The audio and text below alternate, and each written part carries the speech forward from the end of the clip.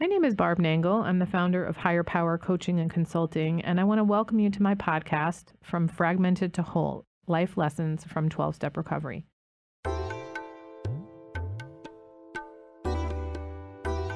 This is episode 2, Acceptance.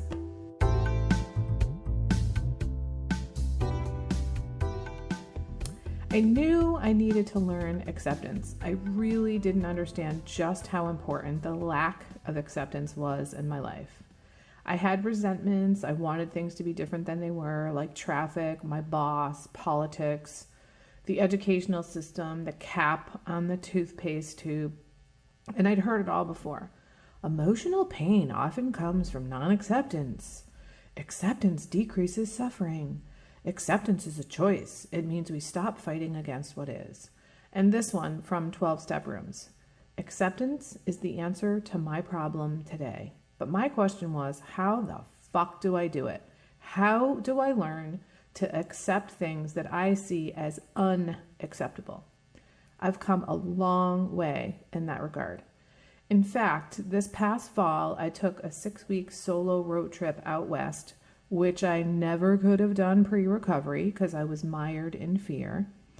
And I had a van for the first 2.5 weeks that saw 4 mechanics, and the owner put over $2,000 in repairs in. So the vacation I was planning on spending seeing national parks and beautiful sights and meeting cool people, instead, I was waiting around, troubleshooting, problem solving, on the phone, on the computer, arguing with the owner of the van about whose fault was what and who was responsible for what.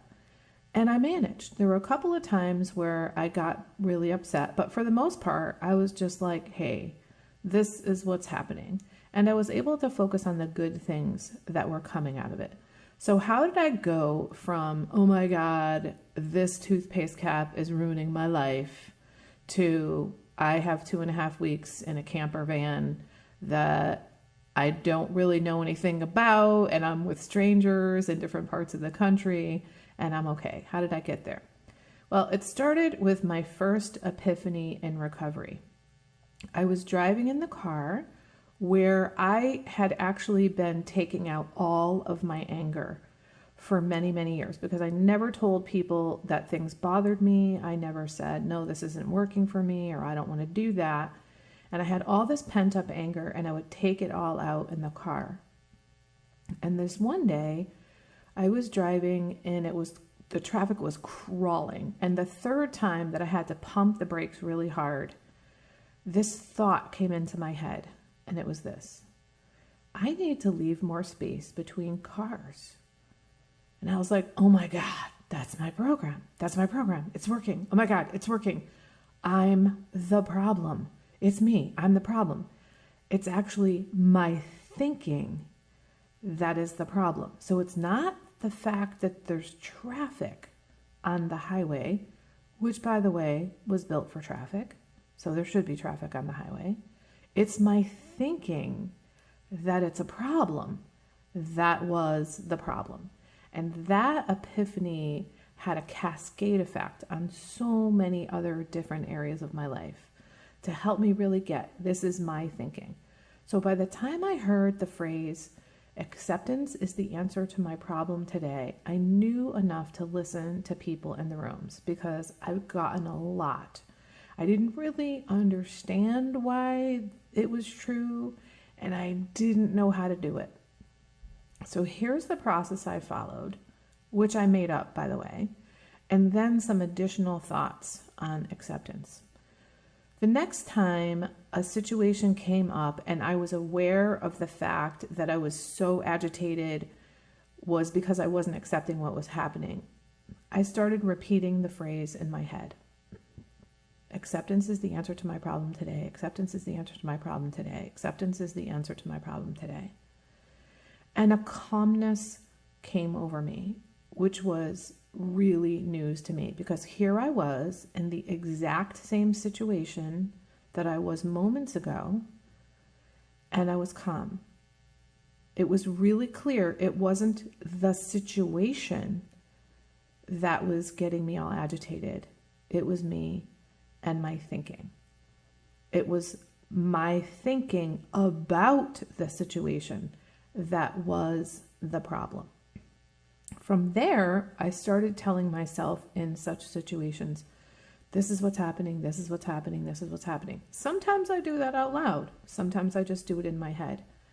But it helped me to get into the situation, because I normally, when I was agitated, was not really there. I was so focused on what I thought should be happening that I was not accepting the reality of the situation. So I was focusing on what I thought should be the reality of the situation, not what was actually happening.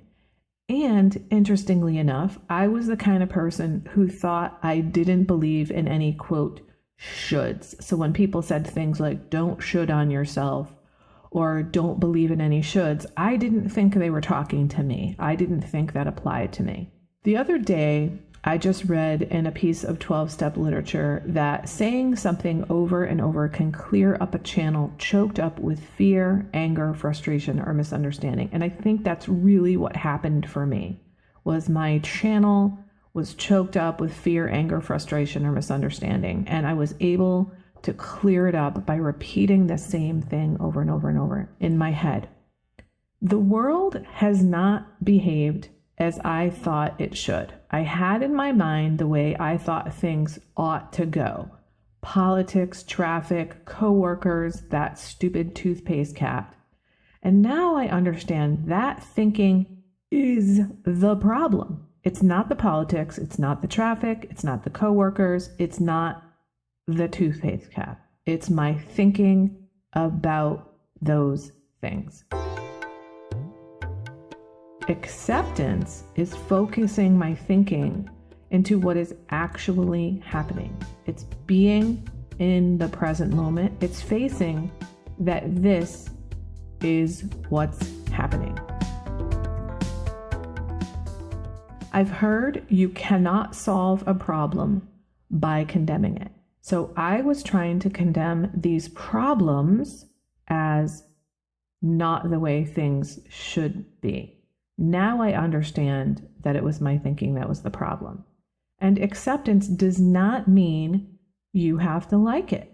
I don't have to like that there's traffic, but I do have to face the reality that there is traffic. I don't have to like the way the manufacturers of the toothpaste cap made it, but that's the cap I'm dealing with right now. If it's really that much of a problem for me, then I need to get another kind of toothpaste with a different kind of cap, because I'm not going to let a stupid toothpaste cap steal my serenity. For me, acceptance meant stop resisting and stop avoiding. Be really present. I'd heard all these different sayings before. Don't take a snowstorm personally, put on boots. Or this Chinese proverb, better to put slippers on your feet than to carpet the world. And this new one I just heard the other day, you can pave the road or you can wear sandals. So what these mean to me is I could focus on the world around me and try to fix it or change it so I could pave the entire road, or I could put carpet all over the world, because the world has jagged edges and is bumpy and lumpy and has cracks in it. Or rather than expend all that energy to try to fix the world around me, which I simply cannot do, I can fix me, or I can change me. So I can do something as simple as putting on boots in a snowstorm, putting on slippers, or putting on sandals. I'd heard before from someone in AA the expression living life on life's terms, and I really had no idea what that meant. I know the definitions of those words, and I get on a superficial level what those things mean, but I really didn't get it. And now I do. It means life's terms, like the world that has jagged edges, are what they are. And so I am going to live life on life's terms, not on Barb's terms. I'm going to have a lot more peace and serenity if I can accept life the way that it is. But if I resist the situation and push against it, that's where all of my agitation and annoyance and anxiety come from. And I can't do anything about that. But if I can accept this is what's happening, I can be at peace and be present. The serenity prayer says, grant me the serenity to accept the things I cannot change. But I think that's backwards. My experience is that serenity comes from acceptance, not the other way around. So I don't get serenity and then learn how to be accepting. What I do is I learn how to be accepting, and once I can do that, then I can get to serenity. There's a couple of areas in my life where acceptance has been particularly important. One has to do with emotional acceptance.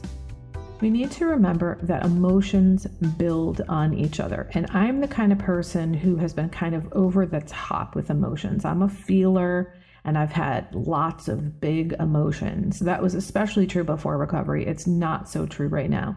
I'm a lot more even-keeled. My highs are not as high. My lows are not as low.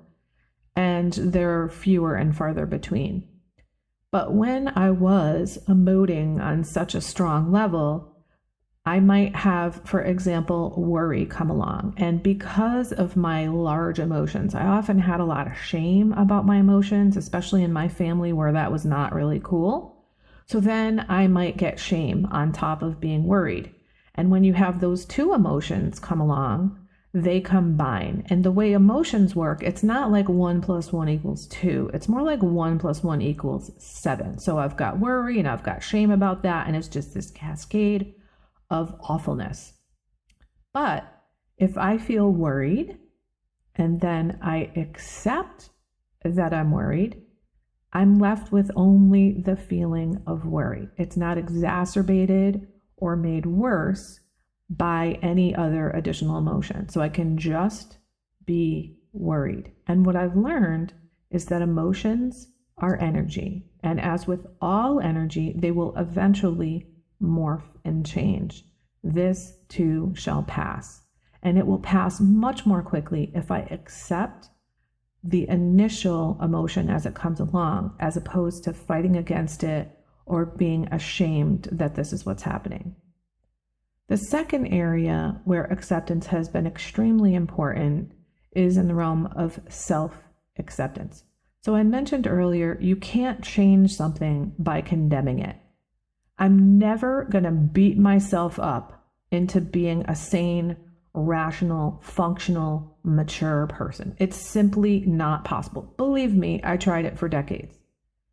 So I've come to accept I have whatever it is, these traits, these defects of characters, or that I did this certain thing, or that I said this certain thing, instead of fighting against it, or instead of beating myself up, I accept it. This allows me to face reality and work toward the kind of life I want, which is one of peace and serenity.